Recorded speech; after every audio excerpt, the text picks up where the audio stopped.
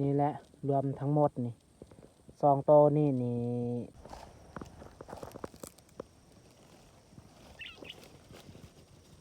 นกถึก4 โตเลยนี่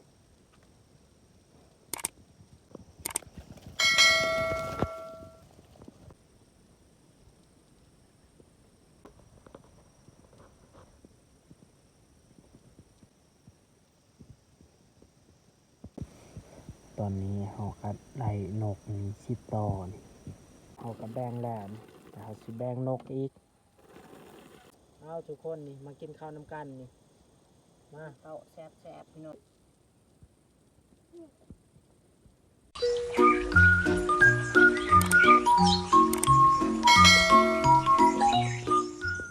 ทักทายสบายดีนี่ตอนเช้ามื้อนี้นี่ก็เฮา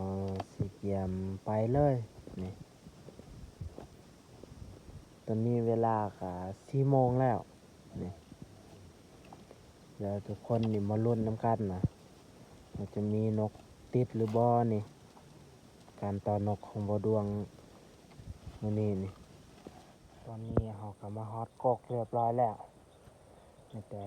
บ่ดวงสิขึ้นไปใส่เลยกับดักที่ติดนกเพราะของบ่ดวงนี่เอาออกง่ายนี่ส่วนจะได้เอาออกยากนี่เฮาจะเผาให้มันร้อนพอดีบัดแจ้งเฮาก็ต่อเบิดแล้วนี่แต่น้องชายนี่ไปต่อเบื้องนี้นี่เพราะเฮานี่บ่หันขึ้นเพิ่นหันตัวน้อยนี่บ่เป็นหยังนี่ตอนนี้ก็ใกล้สิแจ้งแล้วแต่เฮาสิเข้าลีเลยนี่บัดแจ้งนี่เฮาสิถ่ายจอบมันจะมีนกมากินบ่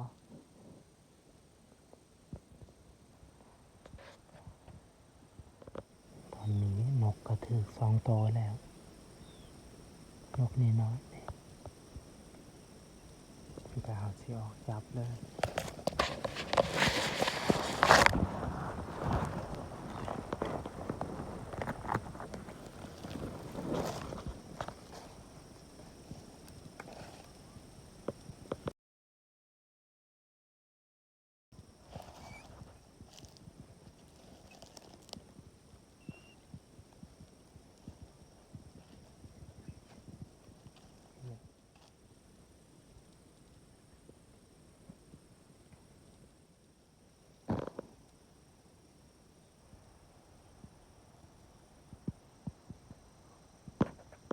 นกน้อยมากินแล้วแต่ว่ามันบ่ทันถึกเถือ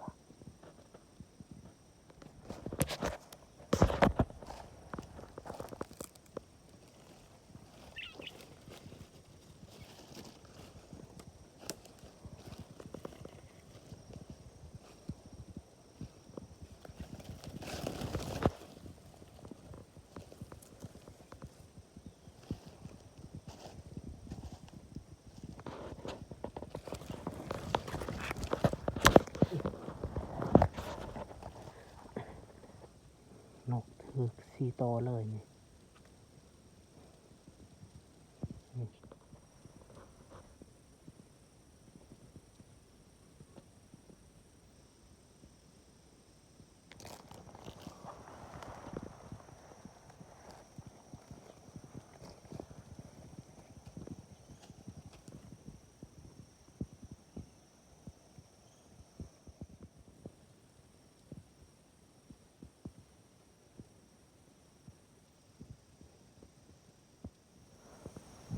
นกถึกแล้ว2 โตแล้ว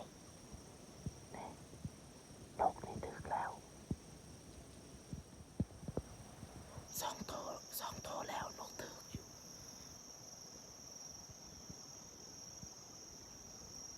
พี่ดาวสิออกจับเลย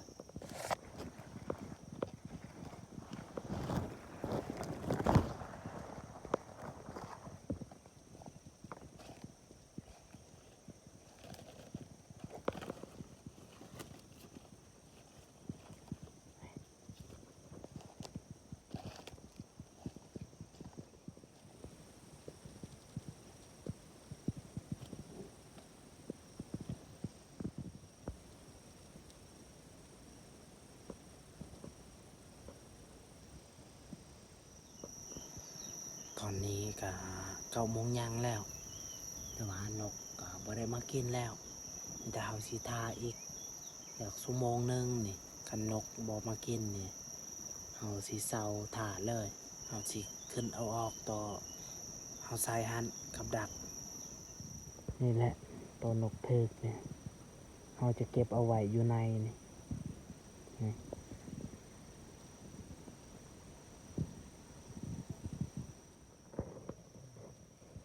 ตอนนี้เฮาก็ได้นกนี่10ตัวนี่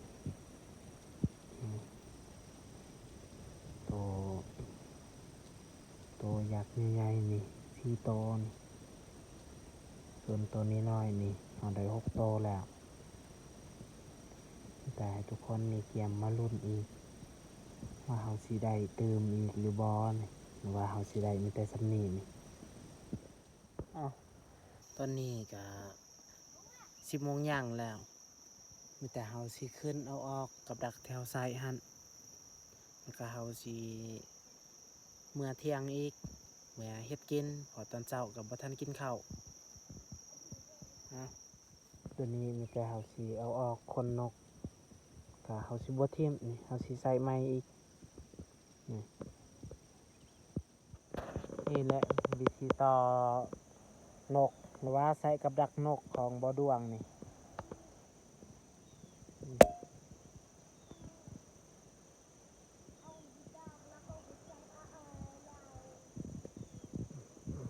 เวลานกไปจับบอลนี่มันจะทึกตัวนี้เพราะตัวนี้นี่มันมียางตัวมันติดนี่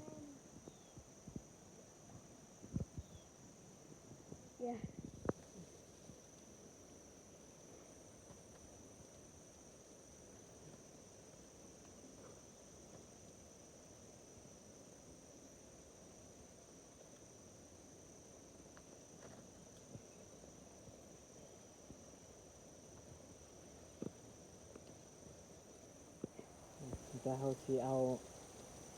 คนนกนี่ตัวมันทึกนี่เขาสิเอาออกเขาสิบ่ทิ่มนี่กับดักตัวเขาใส่นี่จะได้นกทึกน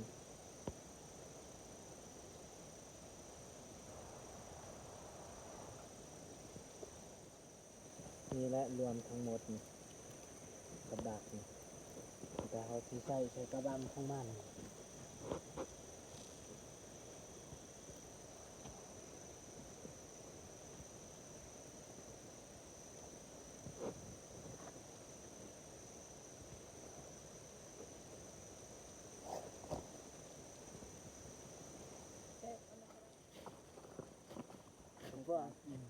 Terbang ngaji ni tepat. เอาไม่แต่เขาสิกลับเมื่อเที่ยงเลยแล้วก็มาเบิ่งผลงานของแต่ละคนนี่อยู่เที่ยงว่ารวมทั้งหมดนี่เขาได้จักโตส่วนเบาดวงก็ได้10 โตแล้ว แต่ว่านกบ่ได้ใหญ่ตัวบ่ดวงได้มีแต่นกน้อย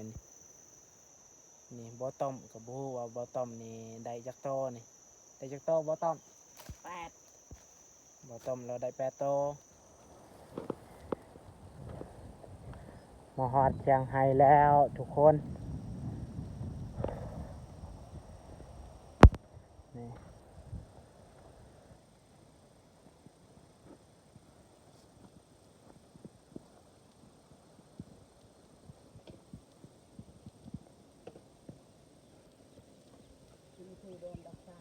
่แต่เฮาสิมาเบิ่งผลงานรวมทั้งหมดของเฮานี่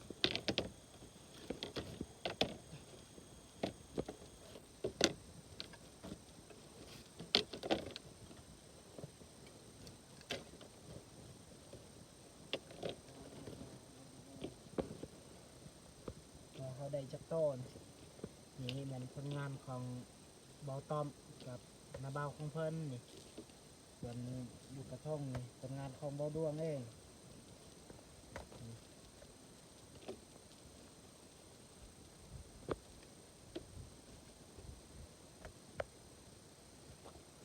เบิดแล้ว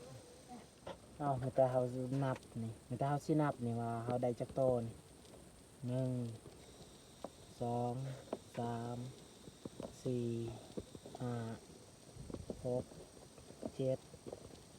8 ก้าสิบ11121314151617181922โตเนาะทุกคนนี่รวมทั้งหมดนี่เราได้22โตนี่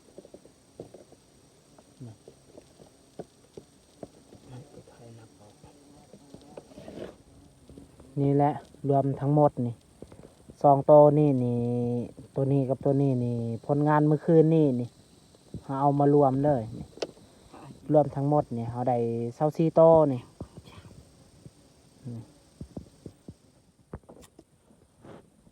bồn lại hai bên nghe đảng nó người tâm về người đồng bình à đọc hay đọc sao làm dạo thì chỗ hao quạt đâu cái nhà chèn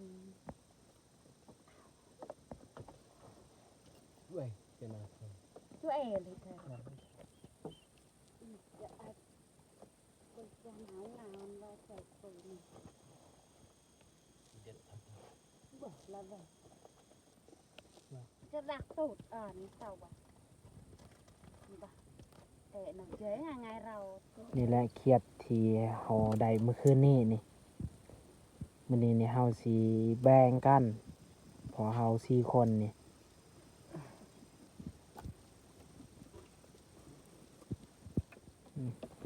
เครียดเฮาก็แบ่งแล้วแต่เฮาสิแบ่งนกอีก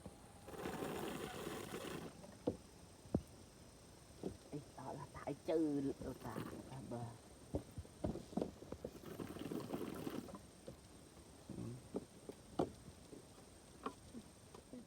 ตอนนี้เฮาขาแบ่งเรียบร้อยแล้วนี่แต่ว่า3โตนี่เฮาสิเฮ็ดของกินนี่ของกินตอนเช้ามื้อนี้นี่พอเฮาก็บ่ทันกินข้าว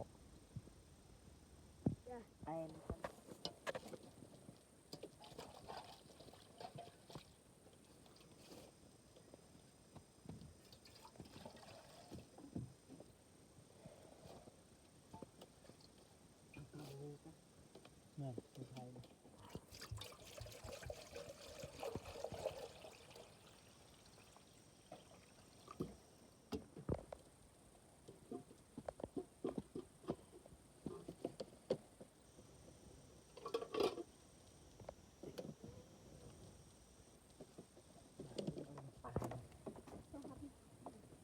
ต้องทำมาอยู่อ่ะ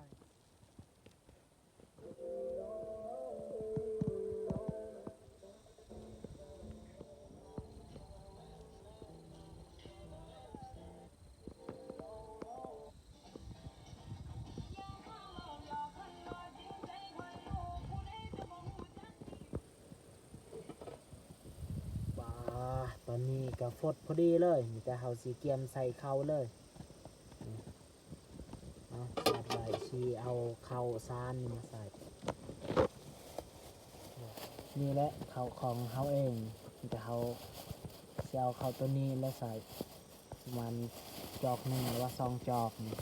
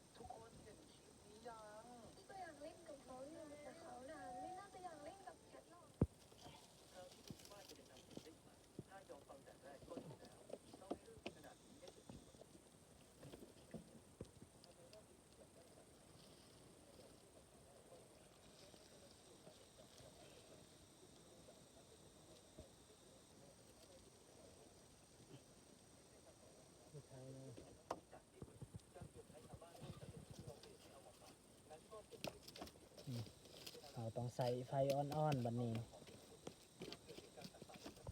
คันบอลนี้เขาไหม้ของบุสุก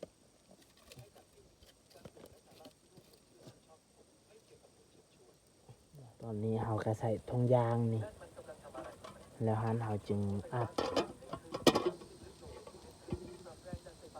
มันแต่เฮาสิทาให้มันสุกเลย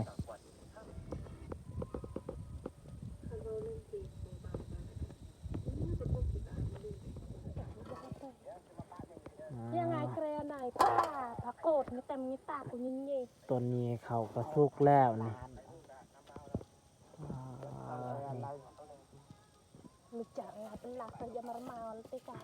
แต่เฮาสิเกียมโพงเลย ยังไงเกรนปุ่ง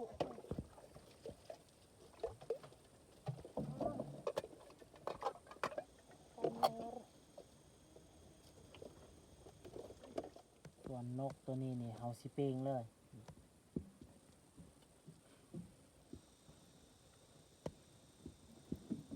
แต่ไปตากกูกันหลายดอกเจลเอ้ ก็ไปตา วิปากาติตุดกูไว้ออดกะเราเยี่ยม หายฉันยังไงฉันได้ละเอียดประคัดเอา เกี่ยวกับกูบุญจอมไทย เอาไทยดังใหญ่ดอกจิ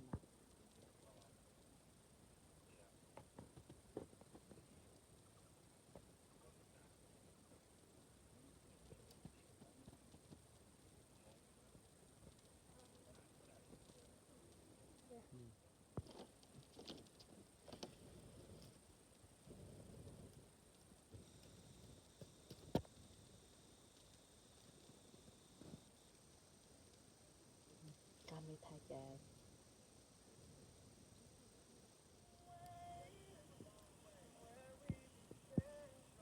กูยังเห็นพวกไทยย้ำไหม ตอนนี้ทีมงานพวกเสียหญ้าเขาก็มาฮอดแล้ว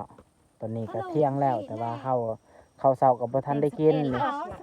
แต่เฮาสิกินข้าวเที่ยงเลย กินนำกันกับ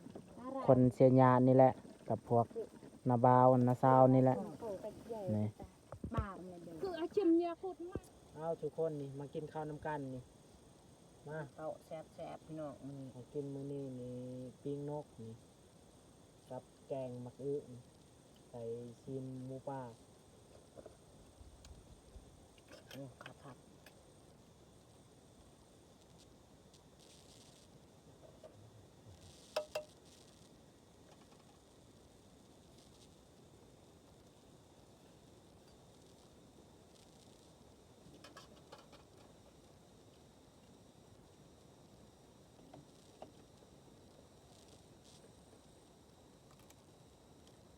แล้วก็เค็ม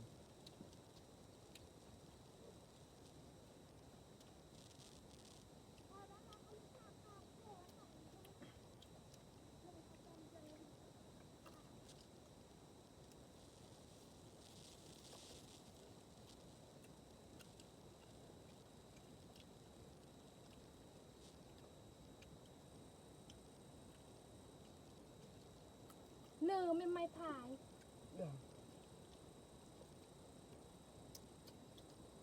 เคยสากหรือเปล่าพระเจ้านี่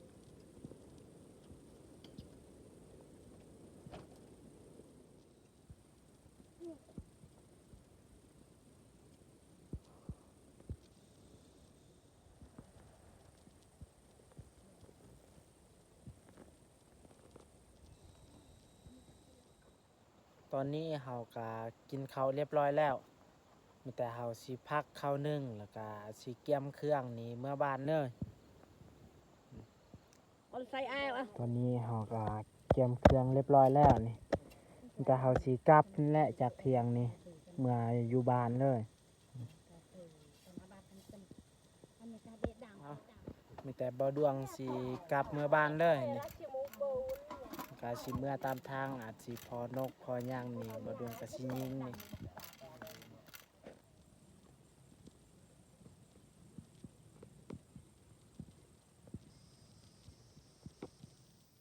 เอา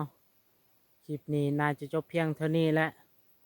ขอบใจทุกคนที่เข้ามารับชมคลิปของเฮานี่แต่ต้นจนจบ